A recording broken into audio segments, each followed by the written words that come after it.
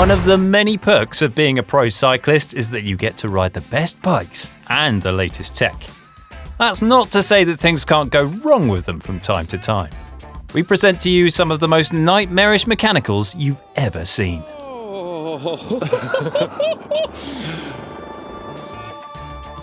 We'll start at the very beginning, and Rui Costa's Tour de Romandie couldn't have begun much worse. Oh, what's happened there? The chain ring has come off. Well, if that's happened on the start ramp, the clock is going to be counting. His knee.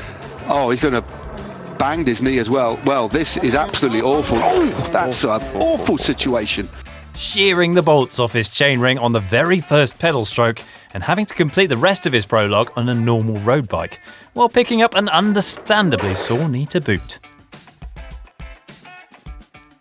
From standing start to full chap now, and one of the more modern mechanical ailments, a rear derailleur battery failure. Now, we're only a few minutes into this video and we already need a disclaimer. Don't try this at home. We'd say Sepp Kuss is a trained professional that knows exactly what he's doing, but honestly, I'm not so sure. Oh, wow. No, don't put your hand there, Sepp. Don't put your hand there, Sepp.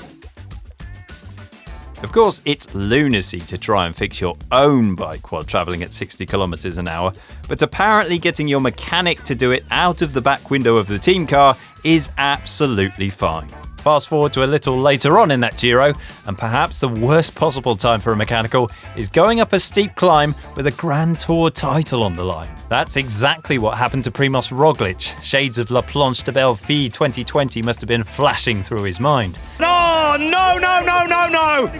It had to happen again, didn't it? And the nightmare of the mountain time trial.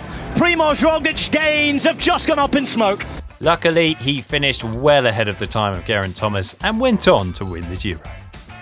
Roglič is going to take the stage win on stage 20 at the Giro. Geraint Thomas loses the Giro d'Italia after 106 editions.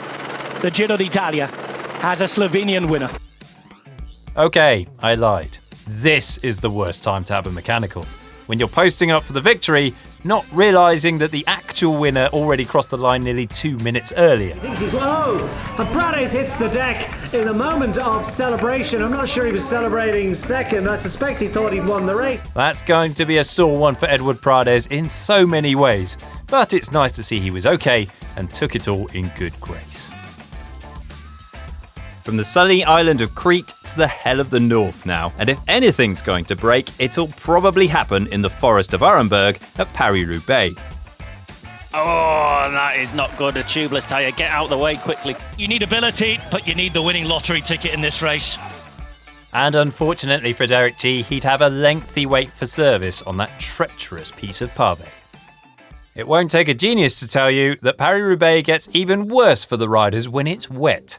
2021's Paris-Roubaix was the ultimate test in riders' equipment and called for some rather inventive solutions to some fairly integral bike functionality. You know, like the ability to slow down. The wheels went one way and his body went the other. Now this one is just a plain mystery. How did Hugo Hofstetter manage to do this to his bike, not once, but twice in the same race? And he's still on that bike, no?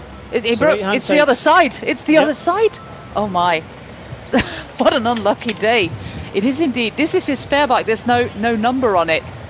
So he also wrecked his spare bike. That same ailment happened just the once to Mathieu van der Poel 2 years prior at Le Samyn. His problem was that it happened right before the finish with him still up at the front of the race. Looks here like he did just about all he could have done in the circumstances, doing a final turn before ducking out safely. With his teammate going on to win the sprint, it all turned out well in the end. Things started so well for Nils Politt here, he'd got himself into a really strong breakaway group at the Tour de France, no less. But then it all goes wrong. The ultimate showstopper, a broken chain, and his team car is stuck all the way back in the convoy behind the peloton, which means only one thing, a dreaded visit from neutral service. Now, these guys actually do a great job helping the riders in situations just like this. But these days, it does take a little while to find the right pedals. Also, that bike does look a touch too small for the rangy German rider. Sometimes you just have to accept when it isn't your day. There you have it, some of the unluckiest mechanical disasters ever to befall the pro peloton. Have you had anything like this happen on your ride? Let us know in the comments section down below.